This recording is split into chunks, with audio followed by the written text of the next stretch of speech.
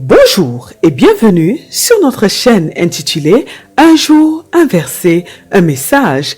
Nous sommes dans notre rubrique Présentation des livres de la Bible. Vous aimez la parole de Dieu? Ce programme est fait pour vous. Je vous présente aujourd'hui le livre du prophète Esdras. Le livre du prophète Esdras est un livre de l'Ancien Testament qui comprend 10 chapitres. Nous ne savons pas qui a écrit le livre d'Esdras, bien qu'il contienne des écrits rédigés à la première personne. Nous pouvons nous référer au livre d'Esdras des chapitres 7, donc du chapitre 7 au chapitre 9. De même, nous ne savons pas qui a combiné ces écrits avec le reste de l'histoire. De nombreux érudits pensent que la personne qui a compilé le livre d'Esdras a également compilé ou écrit les livres de chroniques, donc le 1 chronique et le 2 chroniques, ainsi que celui de Néhémie. Le livre d'Esdras contient le récit du retour de 2 groupes de Juifs de Babylone à Jérusalem où ils reconstruisent le temple et leur ville.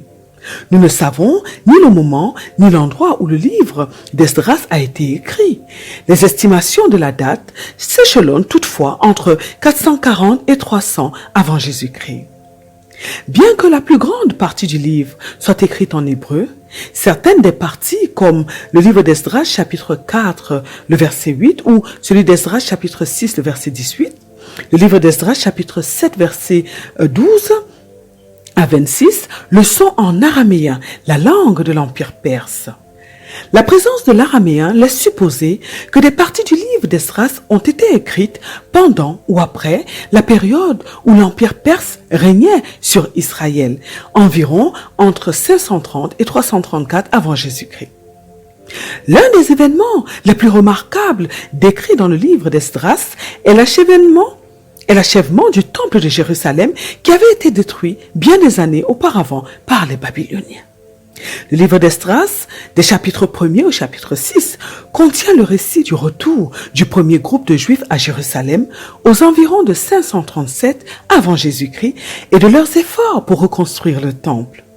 Le livre d'Esdras, des chapitres 7 au chapitre 10, contient le récit du retour d'Esdras à Jérusalem aux environs de 458 avant Jésus-Christ et de ses efforts pour aider les Juifs qui y vivaient à respecter le commandement du Seigneur de ne pas se marier hors de l'alliance.